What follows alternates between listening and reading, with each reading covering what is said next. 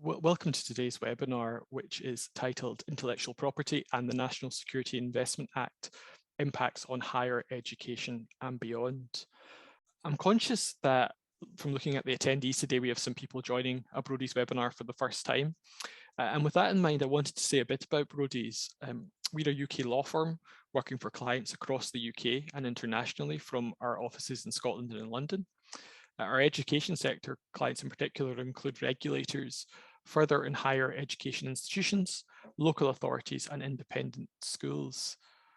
This year, we were delighted to be appointed to the London University's Purchasing Consortium framework.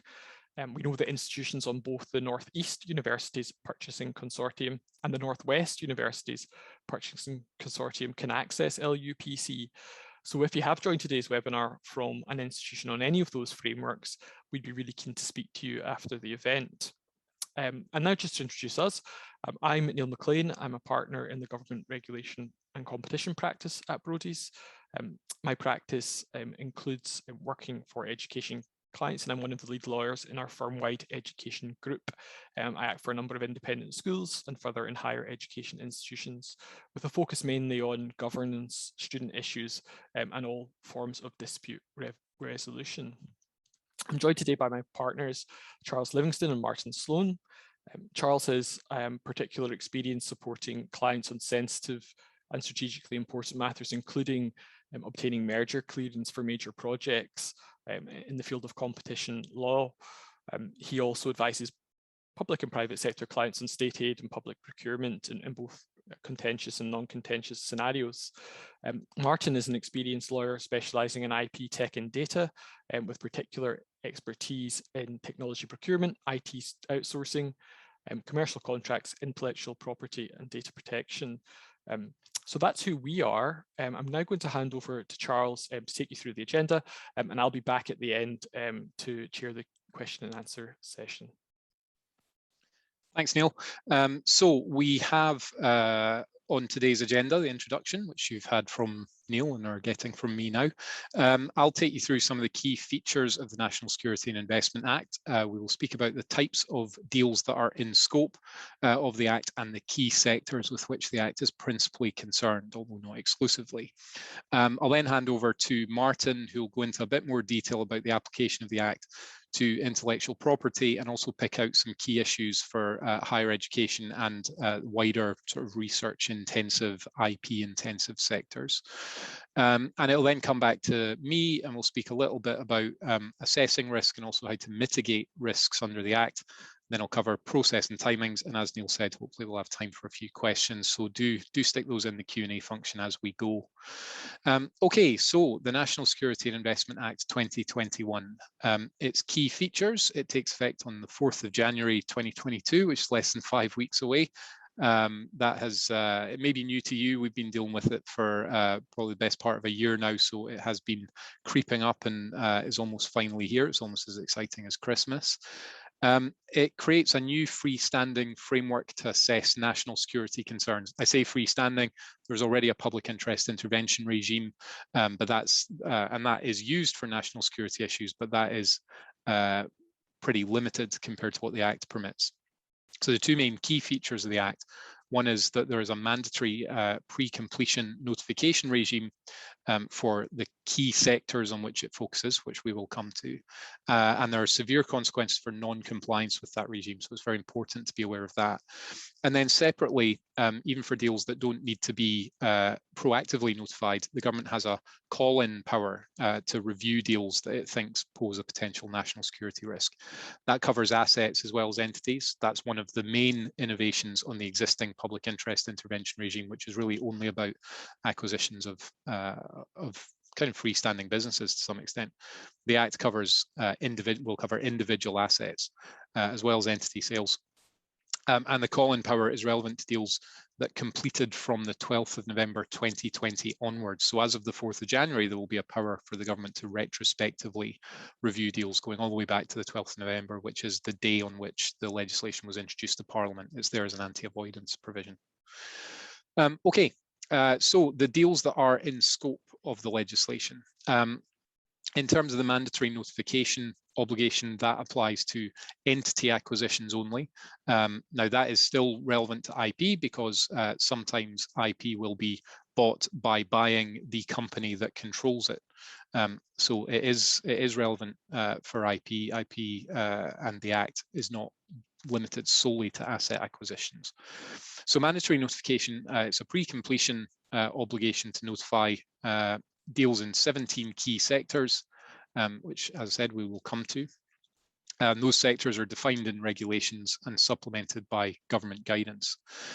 In terms of what you need to have, what sort of deal you need to have, it's very, very broadly drafted. So what we're looking at for mandatory notification purposes is the acquisition of a right or interest conferring control of a qualifying entity. That's underlined to distinguish it from assets, which is on the next slide. Entity is defined very, very broadly. It's anything that isn't an individual, basically, and it doesn't even need to be a legal person. So it can be a company, a partnership, a limited partnership, limited liability partnership. It could just be an unincorporated association. It's essentially drafted that broadly as an anti-avoidance step. You're not going to escape the mandatory notification regime by claiming that what you bought was not technically an entity. And the entity also has to carry on activities in the UK or be involved in the supply of goods or services to persons in the UK. So there does need to be some sort of UK nexus. And in terms of the levels of control that we're looking at, it's pretty much an arithmetical exercise for mandatory notification. So if you're acquiring control, it means that you are passing one of the three thresholds out on the slide, and that's the threshold of the percentage of shares you hold, percentage of voting rights you hold. If it's not a company, then it's measured by reference to your entitlement to the entity's capital or share of its profits or share of its assets, etc. And the thresholds are 25%, 50%, and 75%. And each time there is a new notification obligation. So if you own 10% of the shares in a company and you go to 30%, you've crossed the threshold there. If you go to 60, you've crossed another threshold. If you go to 80, you've crossed another threshold. And each time you would need to notify if the entity is within the 17 sectors. And as well as those percentage thresholds, if you acquire sufficient voting rights to allow you to secure the passage of or to block any class of resolution within the entity, then that will also qualify. So again, pretty objective there. The idea is that people should not really be in doubt for the purposes of the mandatory notification regime, whether they are acquiring control. So that's for entity acquisitions. We then have the broader call-in power, and the scope of this is wider, so it can be used in respect of entities. It can also be used in respect of assets, which is obviously key from an IP perspective. So essentially what we're talking about there is that the government can proactively call in for review essentially any sort of deal. Again, the drafting is so wide that it will cover anything. Can call in for review essentially any deal where a person gains control of a qualifying entity or a qualifying asset. And in either case, the Act calls that a trigger event, if the Secretary of State thinks that the trigger event could create a national security risk.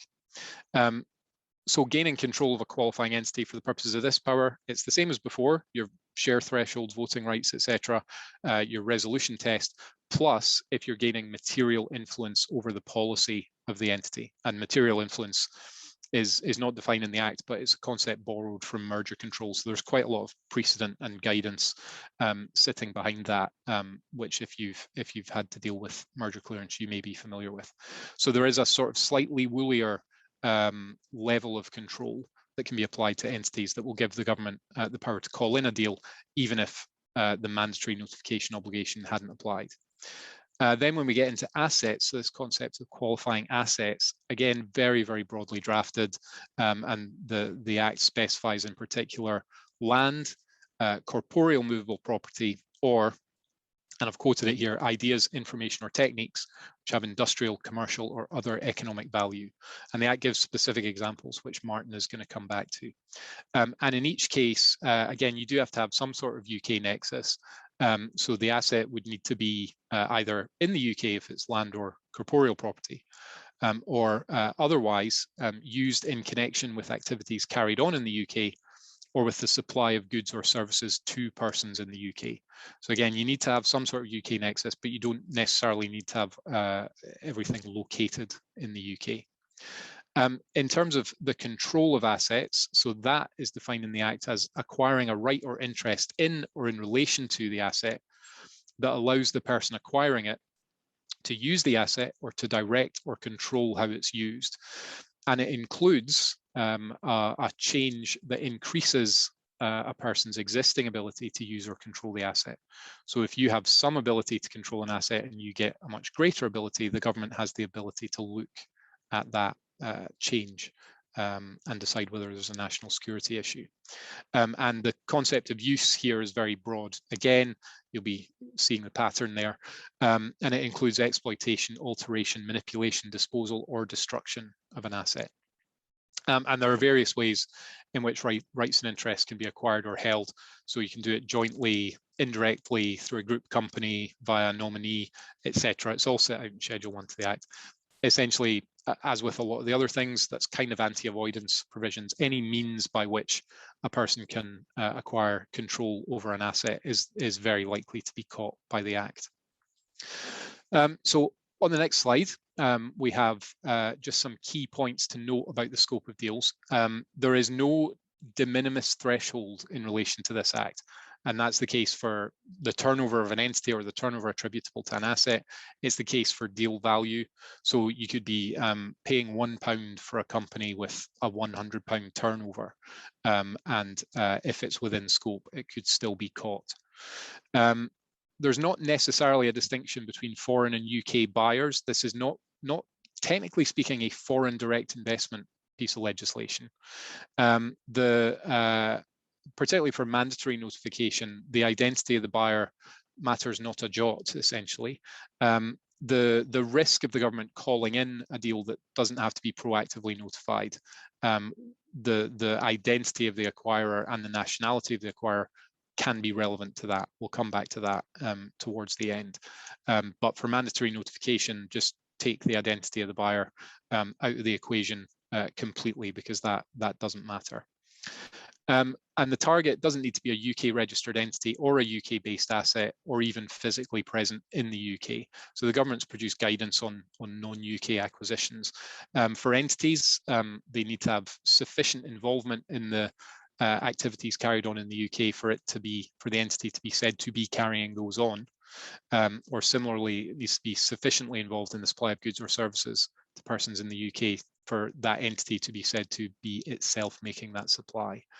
In terms of assets, if they're used in connection with an activity in the UK or in connection with the supply of goods or services in the UK, then it will be caught. So for example, you might have machinery or IP that is based or held in another jurisdiction, but it's used to produce equipment that's then used or sold in the UK. And that would be a sufficient connection for the Act to be applicable or potentially applicable. And indeed, you don't need to have a change of ultimate ownership at all. So for entity changes of control over entities, an internal group reorganization will be caught. So that may need to be notified if one of the companies whose ownership is changing is caught by mandatory notification, then that has to be notified regardless of the fact that there's no change in the ultimate ownership. Similarly with assets, you might have an intra-group transfer of IP or licensing of IP, etc. Assets don't trigger mandatory notification, but that sort of change might give the government an opportunity to impose conditions on the use of that IP that it wouldn't otherwise have, because the government can only impose the various conditions it has the power to impose if there is that change of control. And we'll come back to the sorts of things the government can require. So those are just some key points. I've mentioned a few times the 17 key sectors, so I won't keep you in suspense any longer. The table here sets out the sectors that are within the scope of the bill. Now, the regulations that underpin this are very, very complex, at least for some of the sectors. Some are relatively straightforward, but there are some where it's a real job to piece together the jigsaw from other pieces of legislation and work out what's actually covered within each sector. So by and large, as a practical matter, I think if you just keep the sectors in mind at the highest level, interpret the concepts that you can see on the screen there as broadly as possible, and then ask yourself the question, is the asset here or is the entity here, is it conceivably within one of these sectors? And if the answer is yes, then I think at that point you can ask the question and you can look into the regulations. But if you take that wide view to begin with, then that should mean that nothing sort of falls through the net that you should have picked up as being notifiable or potentially at risk of calling. Now, some of these sectors are not particularly relevant from an IP perspective. So for example, energy and transport, those are broadly concerned with the ownership or operation of key bits of infrastructure and facilities and things like that. But there are others where IP is very obviously core to what the sector covers. So things like quantum technologies, AI, advanced materials, advanced robotics, etc. So Martin's going to unpack those, some of those in a little bit. Neil mentioned the webinar that I did last week, which is on our YouTube channel. In that one, I did unpack some of these sectors in a bit more detail. So if you're interested in that, you can go and watch that back. And obviously, we're happy to take questions either at the end or as a follow-up if you're wondering about what's covered by a particular sector. But in the meantime, I'm going to hand over to Martin and I will come back later. Thanks, Charles. Good afternoon. Yeah, so I'm going to talk for the next few minutes around how the Act applies to software, know-how, and other forms of IP, and look at some of the particular issues for the higher education and research sectors. So as Charles said, there are 17 key sectors. And so when we're talking about mandatory notification, gaining control of an entity that operates in one of those sectors is going to trigger the mandatory notification requirements, and clearly IP will be relevant to a number of these. As Charles said, there are some quite complex rules around how these key sectors are actually brought in within the scope of the Act. So, for example, if you look at the advanced materials sector, then that covers things like composites, semiconductors, nanotechnology. But it's not just technology itself, but also developing the technology and also the activities that actually enable the manufacture of this. So doing research in relation to producing semiconductors, the next generation of them, the technology to actually enable that manufacture is potentially something that's within scope here. So it's important to not just at the output, but also how that is manufactured and created, because that is clearly sensitive technology. On the other hand, we look at things like robotics, and there's an express exclusion for robotic systems that are readily available to consumers. There's also a carve out for some basic industrial automation. So things that are fairly standard are unlikely to be caught. So again, the devil is very much in the detail in terms of looking at these sectors and thinking about how they might apply to your research or collaboration activities. Artificial intelligence, so there was quite a lot of discussion on artificial intelligence when the bill was going through Parliament.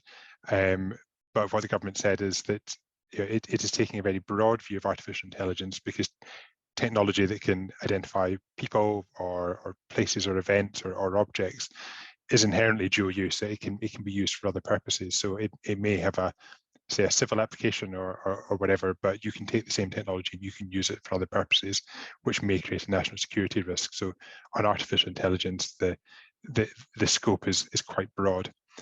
And as I say, looking at advanced materials, in some of the other sectors, it's quite clear that it's not just about the person at the top of the chain, but also the acquisition of someone within the supply chain may itself trigger a mandatory notification. And I'll look at some particular examples of how that might manifest itself in the next few minutes.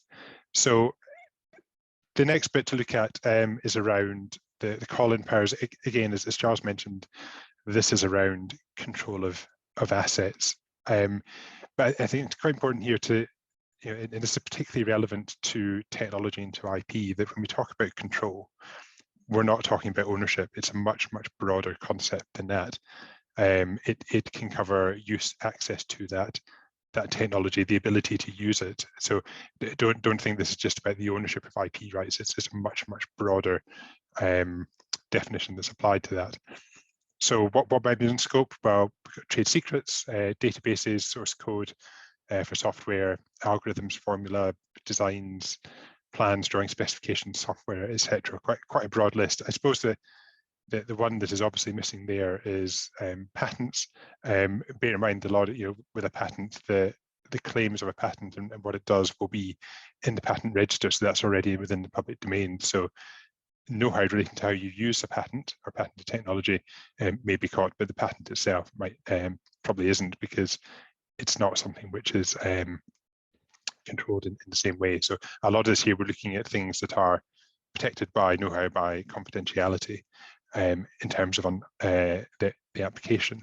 As Charles said, there's no minimum value, there's no turnover threshold here. So you could have some very early stage technology, you could have something that's not yet trading, but the potential is there for that technology to be used in a particular way that causes a concern. So again, when thinking about R&D activities and collaboration, it's important to think of this right at the outset. We'll talk a bit more around the remedies of what can happen, but as you'll see in some of the examples, the government can require that asset to be divested. They can require it to be made available to particular people, or they could dictate that only certain people may have access or control of it. Okay, so going to look at IP licenses next. So again, in some of the white papers and the guidance that we've had, the government's very clear that, as Charles said, with some of the other anti-avoidance measures, that the acquisition of technology shouldn't be a route that can undermine security. So you can't get around these rules just by acquiring the technology and not the company or other entity. And as I said, control does not equal ownership. So licenses of IP are in scope if they allow the licensee the ability to use or direct the use of a sensitive IP asset. So if we're thinking particularly about licenses, we're not talking just about exclusive licenses. It can be non-exclusive licenses if the third party is getting access to that technology, that IP, and can then use it for their own purposes. And as I say, I think maybe one way that's helpful to look at it here is to think about what the subject matter when looking at risk. So if we're talking about software, then access to the object code may in itself not raise quite so many security issues as, say, getting access to the source code, where you can actually manipulate that software or understand its potential vulnerabilities. So that might be one way to look at it. Again, looking at what information is in the public domain, what's public knowledge versus what is confidential and know-how, and therefore there's a greater risk from a national security perspective. And on the concept, on the topic of licenses, the government has a handy example here of how this might play out in practice. So you have a UK company which uses software under license from another company, multinational, and it's using that to carry out functions in a sensitive sector, so one of those 17 areas. That company then is considering allowing others to use the software through licensing agreements with others. It notifies the government, and the government says, yeah, actually, we think there are some potential issues here because this software is used within that sensitive sector. By allowing others to have access to it, that may create a national security risk. So they call it in. And the output isn't necessarily that deal would be blocked, but rather that the government may impose some conditions around how that licensing is done. So for example, not giving the licensees access to the source code, or by allowing them to have access to insights or sensitive information within that sensitive sector. So I think a good example of showing how licensing, say, of software is something within scope, and how that might practically be dealt with if the transaction is called in. Okay, so I want to go on to now talk a bit about some of the key issues specifically for higher education and for research institutions. The government has produced some very helpful guidance on this specifically for the sector, and it's well worth having a look at this. Much of what I'm going to talk about over the next few minutes really picks out some of the key points from that guidance. We'll send a link around after the event so you can find that. But there's a number of things that are potentially I just could call in here. So collaboration agreements. If you're doing contracted research or sponsored research with a industry partner or another organisation. If you are entering into an arrangement for sponsorship of research or a particular position. Licenses we talked about, so it's not just exclusive but also non-exclusive licenses. Transfers of IP or doing knowledge transfers, spin-outs and commercialisation, and finally funding and academic placements. So this slide just has a quick summary, I suppose, of where the Act may touch on activities by higher education. The list on the right is the one I've been through before, but note that last one there, and Charles mentioned this in his section, that it's not just the IP, but also potentially tangible property. So lab equipment and things like that may also be relevant here in terms of looking at what what assets are involved in the transaction. In terms of what entities it might touch, well, universities, obviously, private universities, trusts, spin-outs, subsidiaries, research organisations, and private companies that are doing work with a university or research organisation. So on the first topic around research and collaboration, this, I say, really useful examples in the government's guidance for the sector here. But things to bear in mind here,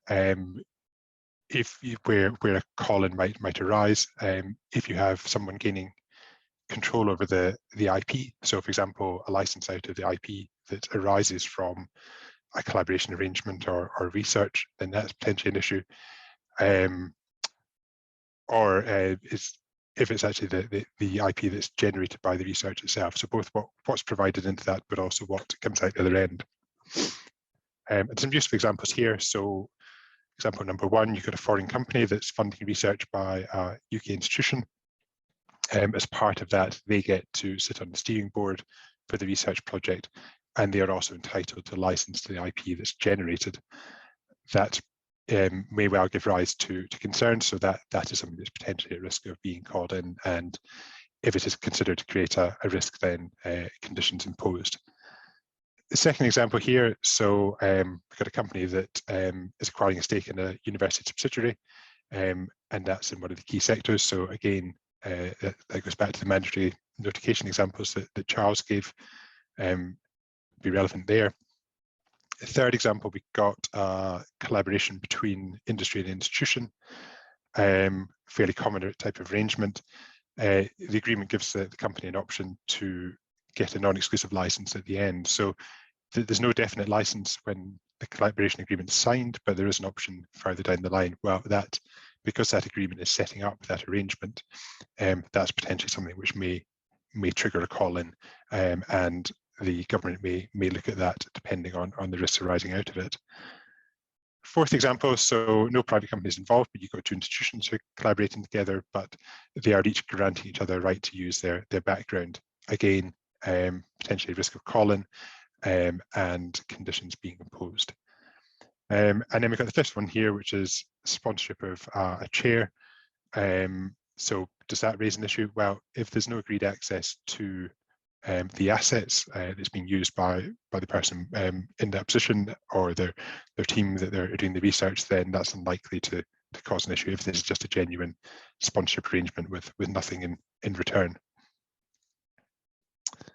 Okay, the next topic to look at is around research centres. And I suppose the point here is that if you are creating or founding a research centre, then that may lead to the change of control of qualifying assets or entities. Could happen with both of them, and therefore a risk of either need to do a mandatory notification if you're within one of the 17 sectors, or potentially a call-in. The first example here, so we've got a foreign research centre acquiring 50% stake in a UK research organisation, which will then become part of that centre. Because it operates in a key sector, the foreign research centre would be required to notify the government of that transaction before it could go ahead. The second example, you've got a UK research organisation partnering with a UK research centre, as owned in the first example, and again, it's operating in the key sector. If that partnership was to give the research centre control of lab equipment and software that's used by the research organisation, then again, if it's within that sector, then there are potential issues there. So a potential call in terms of what the transaction, and the risk there, which would then be valued by the government. Okay, so the next topic, and this is probably one that might be of most interest to people on the call, knowledge transfer and spin out. So again, there's two ways that the Act may come into play here. One is around acquisition of the spin out and the mandatory notification if it's in a key sector. And then the other one is if that spin out is acquiring control of qualifying assets. So again, we've got some really helpful examples and guidance to help us unpack what that means. So example number one, you've got a spin out which has been established to commercialize some technology, and that's licensed through the university's technology transfer office.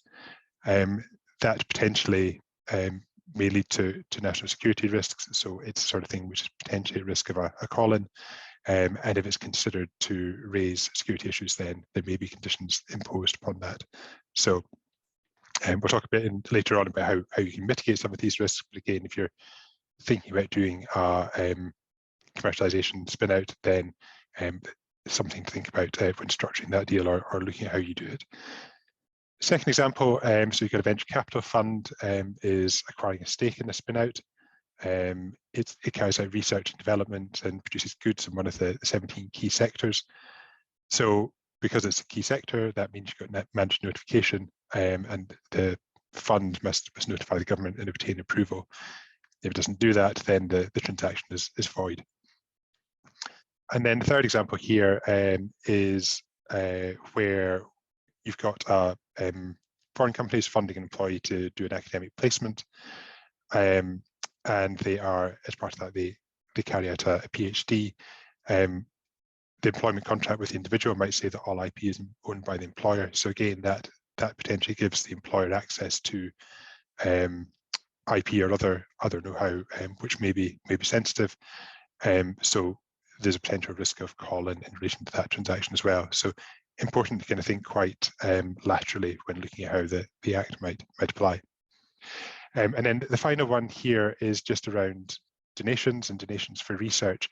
The guidance is quite helpful in explaining that those are unlikely to be in scope if the arrangement is genuinely one of a donation, and the donor is not getting any commercial value out of making that donation, or they're not getting IP. So if it is genuinely an arm's length donation, then that isn't going to trigger a call-in under the Act. But I think that the point to take from that one is it's quite important to look at these arrangements, sponsorship arrangements or donations, and actually be clear about what is the arrangement here. Is it genuinely a donation where the person is handing over some money and they're not expecting anything in return? Or is it really actually more of a sponsorship type arrangement where that party is going to get something back in terms of IP or the ability to direct how that is done? So, looking at diligence that's done on donation arrangements, being clear about how that's done is really important here, and one to look at in terms of how you can mitigate the risk. That is me for my section, so I'll hand back to Charles to talk a bit about how you might go about mitigating some of those risks in practice. Thanks, Martin. Yeah, so in terms of the practical considerations for mitigating risks, well, first of all, you need to understand what your risks are. So the mandatory notification regime must be complied with. That is the primary risk under the National Security and Investment Act. If a notifiable deal completes without approval, as Martin said, that deal will be void and ownership will not, in fact, have changed as a matter of law. That is therefore an issue for all parties, for buyer, seller, possibly lenders, because everybody who's entering into the transaction presumably wants it to actually go through and not be void. Now you can fix that later, as the government does have the power to validate a deal retrospectively so that it's no longer void. But that is not really a particularly attractive step. What really needs to happen is that it gets done right the first time. So the voidness is an all-party risk. The acquirer runs additional risks of sanctions for completing a notifiable deal without approval. And those risks are run by both the company, if we assume the acquirer is a company, and also individual directors and management, essentially the individuals who are responsible for the deal completing without approval. In those circumstances, those parties can be liable to criminal penalties, which are a maximum of 5 years in prison or an unlimited fine, or alternatively to civil penalties, which would be imposed on the company or the business, and would be the higher of 5% of the business's global group turnover, or £10 million. So whichever is the highest of those two, and in either case, that's pretty big numbers. There is a reasonable excuse defence, so if you really had no way of knowing that what you had bought should have been notified and fell within the mandatory notification regime, then the deal will still be void, but the acquirer may be less likely to face those sanctions. So that's the mandatory notification regime. Those are our primary risks. The other risk, and this is the one that's particular to assets, there is the risk of the government's own initiative action. And if ownership is completely changing hands, and the seller or the person who's currently in control of the asset is essentially going to be washing their hands of it, take their money and go off on their way, then the risk of own initiative action is solely a buy-side issue, because that's about whether the acquirer of the asset, let's say, gets to keep the asset or is able to use the asset in the way that they want to do it. It's primarily a buyer's problem. It's not the seller's problem at that point. But in things like licensing, there may be issues all round if the government calls something in and starts interfering with the arrangements, because the licensor is not losing control of their IP, or may not be losing control of their IP just because they've licensed it to somebody else. So if the government starts imposing conditions on how that IP can be used, then that may be as much concern for the licensor as it is for the licensee. So on both sides of that fence, the risk of the government taking action on its own initiative is something that both sides need to deal with. So on the next slide, how can you, having identified those risks, how might you manage them? So depending on how likely this is to come up with, how likely this is to come up for you, you may want to take proactive steps to identify where you are involved with entities or assets that are within the scope of the Act, and particularly of the 17 key sectors. And as I said earlier, if you're asking yourself that question, just assume the broadest interpretation for each sector, and use that as your prompt to ask the question and dig into the regulations and check whether something's covered. If this is likely to be so regular to be a business as usual thing for you, you may want to carry out an audit and keep a register of entities that would qualify for mandatory notification, or for assets that are sensitive and perhaps of interest to the government, so that anything that's then done with those entities or assets, there's that flag there to consider the NSI Act. In terms of a deal, it's an issue that should be considered at the early stages. You may want to make the deal conditional on clearance, and if you're going to do that, you'll need to build it into expectations of timescale and things like that. And it may be that diligence becomes more burdensome, because whether you're talking about an entity or an asset, acquirers may need to understand even more about what it is they're buying, and also about what prior involvement there has been with the government in relation to that entity or asset for National Security and Investment Act purposes. Again, if it's going to be a routine issue for you, it's probably going to be a good idea to have an internal policy and guidance that can be applied by those engaged in research and commercialization, so that they will recognize the issues and know what to do, know what not to do, and know to whom they should be escalating issues.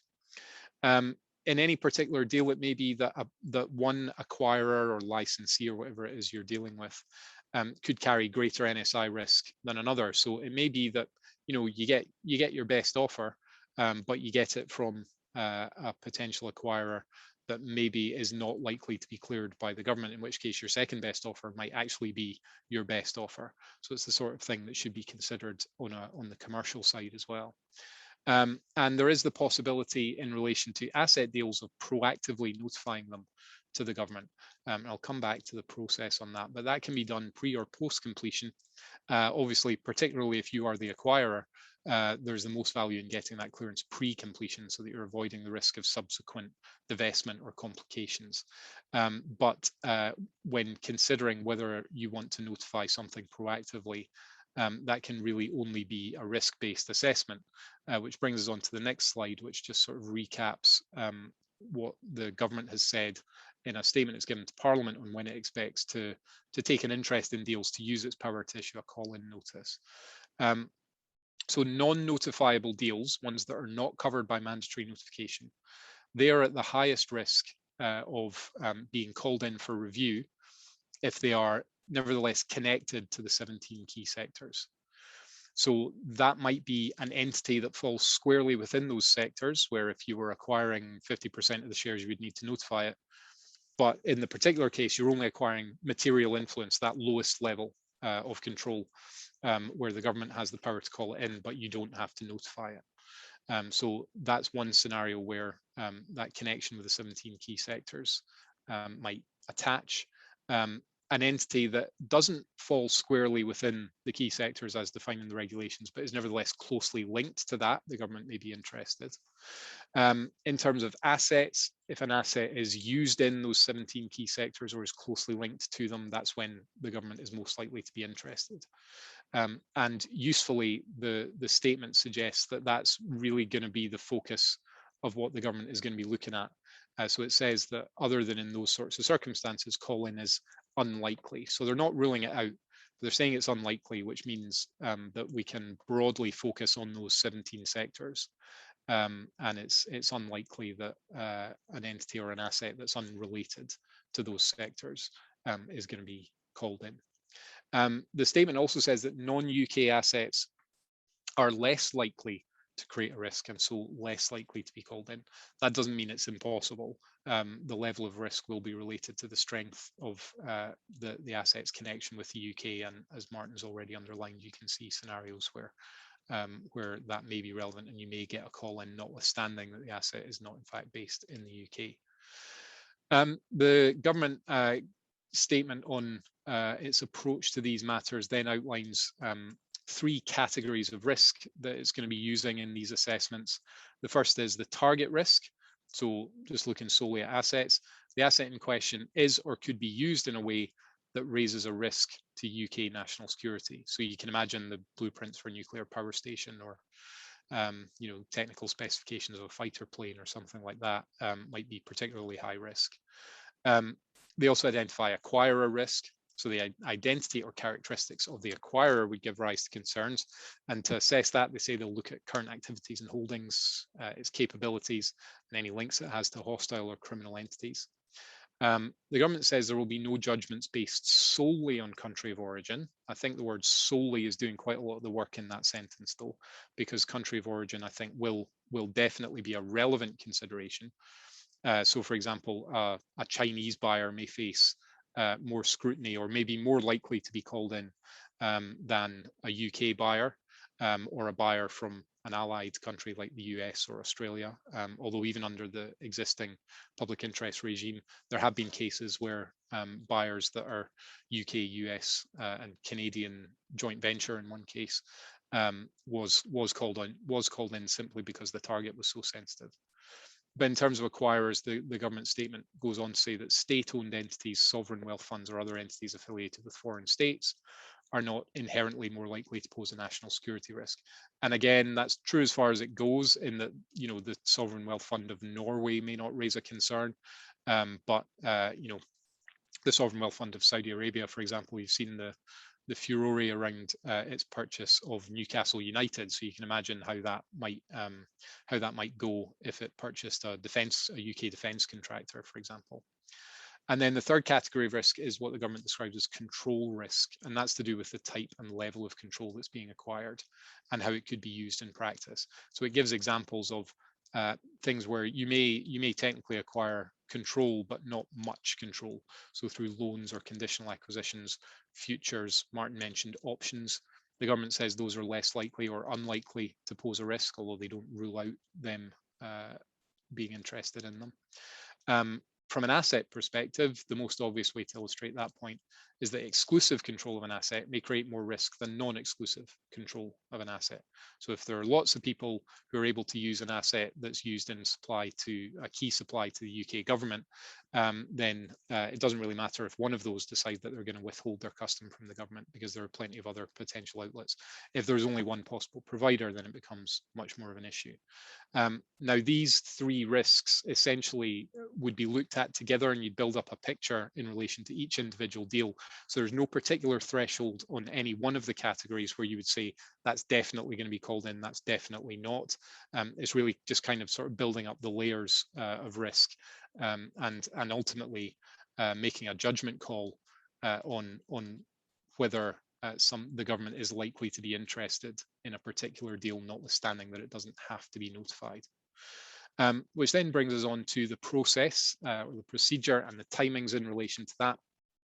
So the first question is, how long are deals at risk for if they don't go to the government? So the government commences its formal review process through what's called a call-in notice. And that can be given within 6 months of the Secretary of State becoming aware of the trigger event, the change in control. That is subject to a backstop of 5 years after the trigger event. So you could keep something quiet for 4.5 years, but then the Secretary of State learns about it 4.5 years after it happens, still then has 6 months to call it in. Well, if it's 4 years and 11 months, only has 1 month to call it in. If deals that if notifiable deals were completed that shouldn't have been and are void, that's not fixed after 5 years. There's no time limit on the government's ability to review those deals. And I mentioned at the start that there's a retrospective power to look at deals that completed from the 12th of November onwards. So essentially we're looking there between the 12th of November and the 3rd of January, so before the Act comes into force. In those circumstances, the timeline is that there's 6 months from the day the call-in power comes into force, meaning 4th of January, if the Secretary of State was already aware that the trigger event had happened before the 4th of January. And the backstop then runs 5 years from the coming into force date. So the at-risk period there is the 4th of January 2027. So you'll have deals that could be at risk for over 6 years and a month, which is a very long period. Contrast that to merger control, where it's 4 months. But that is a very long period. And again, just aimed at anti-avoidance. The government doesn't want to be in a situation where it can't do anything about a deal simply because it didn't know about it. They want to be able to revisit these things. So I've mentioned notifications and the possibility of proactive notifications. A couple of different routes there. A mandatory notice is what's used where you've acquired an entity and it's caught by the mandatory notification regime, as the name suggests. But there's also a voluntary notice. So that's for our deals, our entity acquisitions or our asset acquisitions that are not covered by mandatory notification, but where the government might take action. So if you've done your risk assessment and you think, I'm not sure whether the government would be interested in this, I think they might be, then you can submit a voluntary notice and you can get comfort from the government before it completes. So you know that they're not going to call it in, or you know what conditions they would put on it, and you can then decide whether to accept those before you complete your deal, rather than finding yourself having to deal with that after the deal's already gone through and potentially getting yourself into difficulty. So there are regulations that prescribe the forms there. You have to put in a lot of information about the target and about the acquirer. You also have to put in some about the seller or person who's also obtaining control, but really the focus is on the acquirer and the target.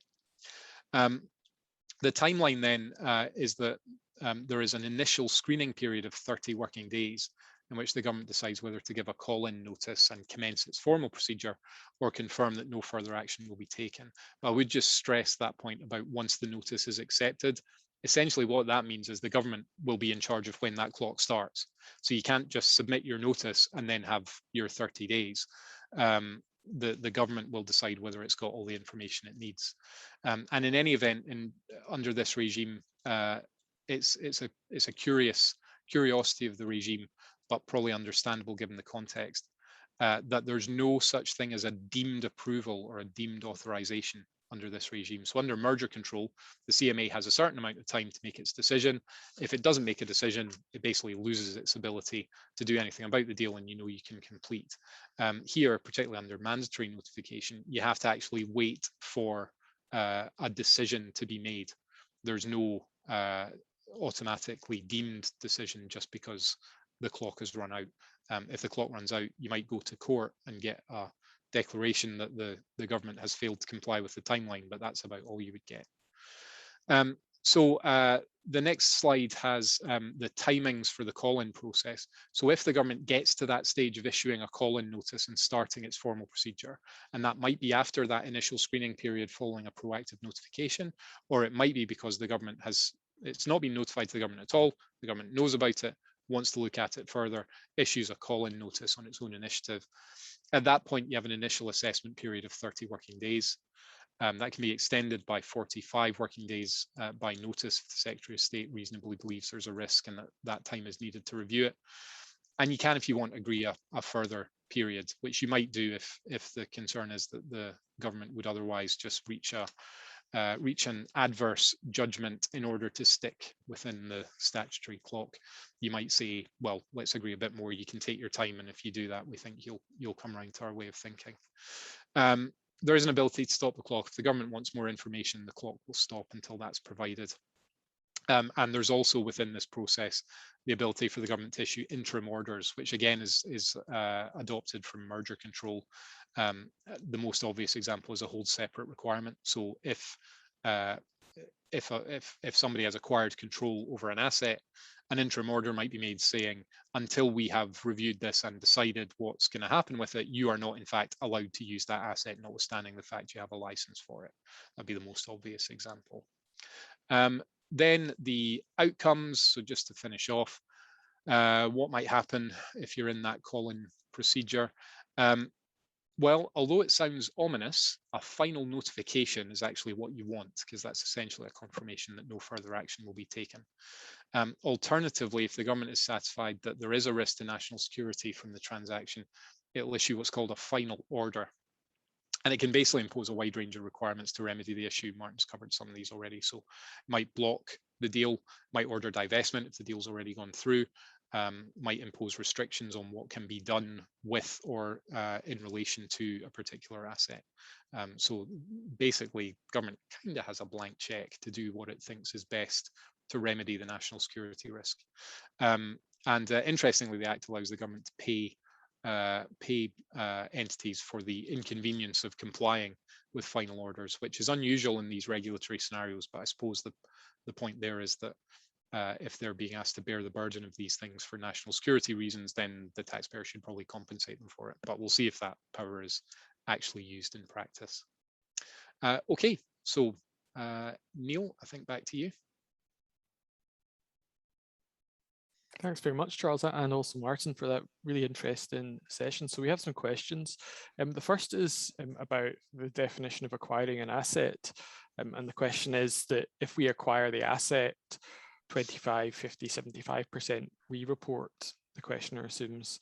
If another person entity acquires 25, 50, 75% control of one of our assets, is the onus on us to report or the acquirer? Yep. So I think we might have dealt with some aspects of this question since it was asked. Yeah.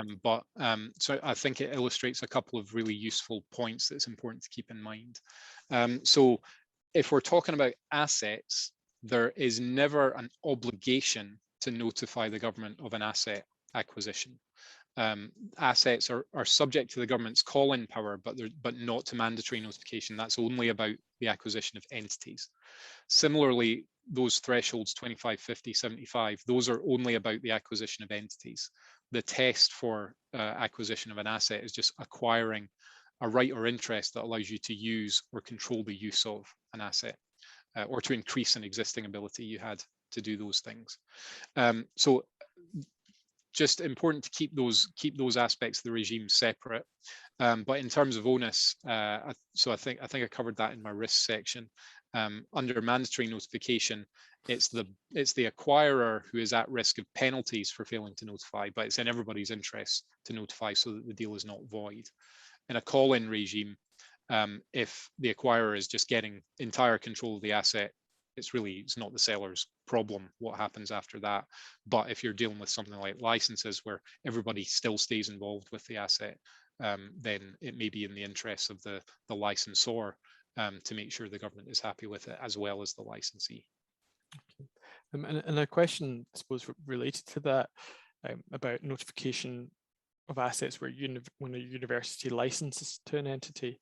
So the question is, so if that happens, it's for the acquirer to notify if appropriate, but how would you manage a situation whereby a university wants to notify, but it's in the hands of the acquirer? For example, can the university notify even though it's not the acquirer? Yes, is the short answer. So in terms of assets, that voluntary notification procedure is available to any of the parties. Obviously, you may have a commercial issue there. If the acquirer doesn't want it to be notified, will they walk away if the university insists on it? Yeah, essentially any of the parties can make that voluntary notification. Okay. Just another question. If intellectual property is located in the UK but only used in other countries, is it exempt from the call-in power? It would be, because the test for a qualifying asset in relation to IP is that it has to be used in connection with activities in the UK or in connection with the supply of goods or services to persons in the UK. So if you have an asset, let's say it's a piece of machinery, well, no, let's not say it's a piece of machinery because that would be active in the UK. Let's say you have a piece of IP that is owned by a UK university, but is only ever actually used in connection with any activities in France. So it's used in France to make things for selling to French people.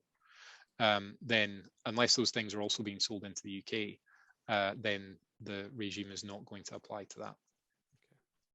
It's quite an interesting angle here, and Charles, good to get your thoughts on it. If you've got some software, say, which is being developed by a university which is currently being used in your example in France, but it has potential application within the UK, it's just an early stage business, it's not actually trading there, but there's application there, or the market is viewed as potentially being there. Presumably in that case, it wouldn't be triggered either, albeit that ultimately that business might be looking to do, business in the UK.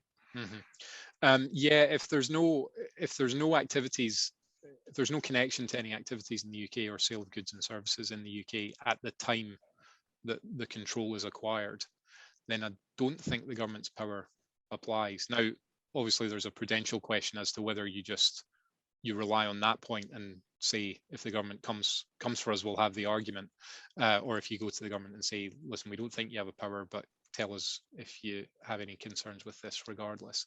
There might be a commercial discussion to be had in those circumstances, but I think there'd be a good argument to say they don't have the power to look at it even if they want to.